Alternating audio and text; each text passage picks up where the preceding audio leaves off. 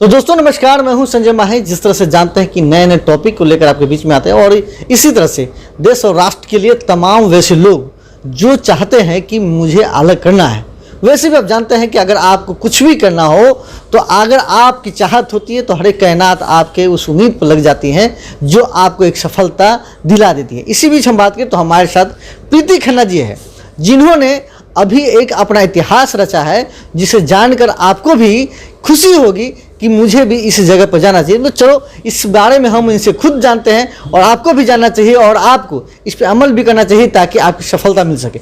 Ma'am, सबसे पहले हमारे चैनल में आपका स्वागत है। थैंक यू मैम, सबसे पहले हम खुद जानना चाहेंगे कि आपने जो ये खिताब जीता है वो किस चीज़ का था?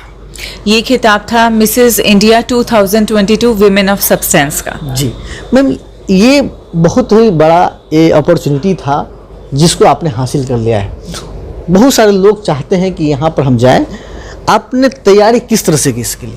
इसकी तैयारी ऑलमोस्ट मई मंथ से स्टार्ट हो गई थी और तैयारी में अपने आप को कॉन्फिडेंस के लिए और बूस्ट करना और बेसिकली ये सारा आपका ब्यूटी से रिलेटेड पेजेंट होता है, तो अपनी डाइट का ध्यान रखना, ऑर्गेनिक चीज़ों को खाना, अपनी वॉक पे ध्यान रखना, अपनी ग्रूमिंग पे ध्यान रखना, इन सब चीज़ों पे काम किया गया।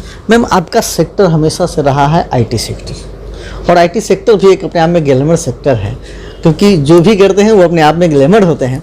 तो वो सेक्टर और अभी के सेक्टर में किस चीज़ को कैसे अंतर आप देख रहे हैं? अंतर बिल्कुल है।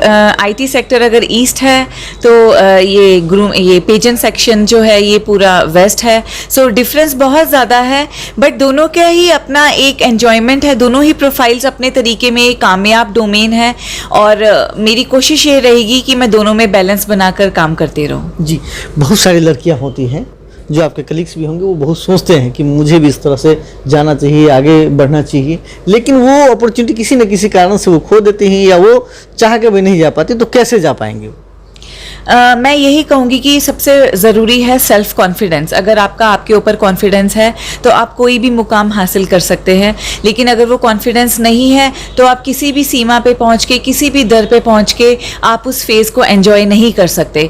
तो अपने अंदर हमेशा एक स्पार्क रखिए कि आप अपना बेस्ट दें, रिजल्ट के बारे में ना सोचकर अपना आपने जो आउटपुट देना है उसके ऊपर ज़्यादा फोकस करना चाहिए।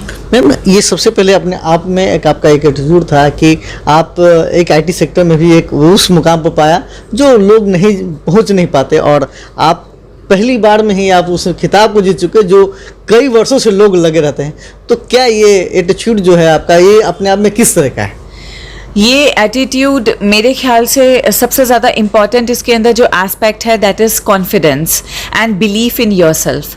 और जैसे मैंने अपने पहले की भी कई इंटरव्यूज़ में बोला है कि मुझे ये चीज़ पेरेंटिंग में ही मिली है, ये मुझे मेरे फादर से मिली है। My father has stood out to be a very blunt person having loads of confidence and बहुत ज़्यादा अपनी चीज़ों को क्लियर कट रखने में विश्वास रखते हैं।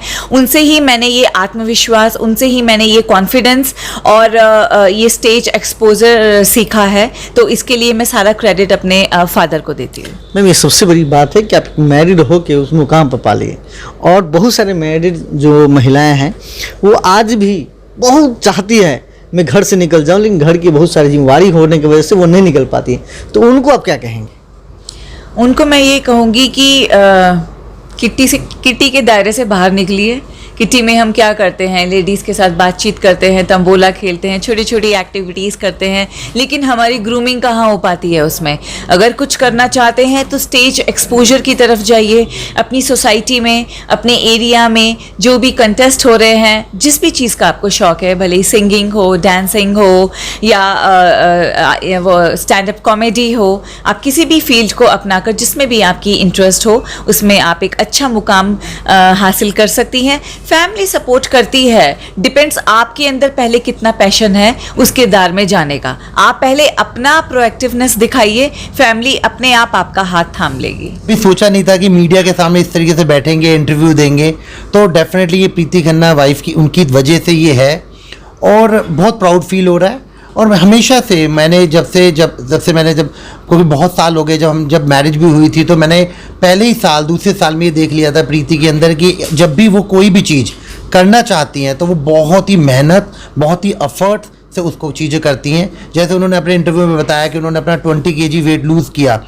मुझे याद है मैंने जब फर्स्ट डे उनको एक जिम के बारे में बताया था, तो मॉर्निंग में मतलब एवरी मॉर्निंग 4 o'clock वो जिम के अंदर आप अपना स्टार्ट करती थी, और डेफिनेटली उन्होंने बहुत एफर्ट किया।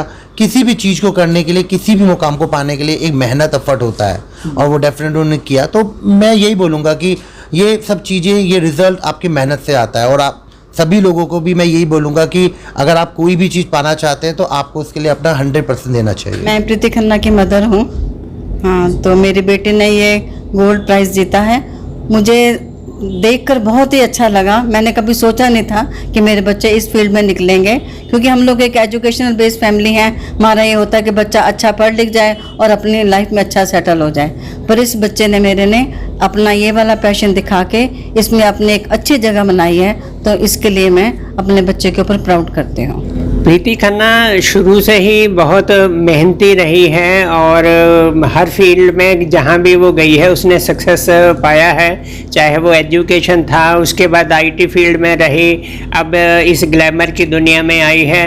तो जहाँ भी जाती है वो अपने पूरे मन से, पूरी शिद्दत से काम करती है और ज़रूर सक्सेसफुल रहती है। हमें पता था कि ये अगर इस लाइन में जा रही है तो इन्हें ज़रूर सक्सेस मिलेगी।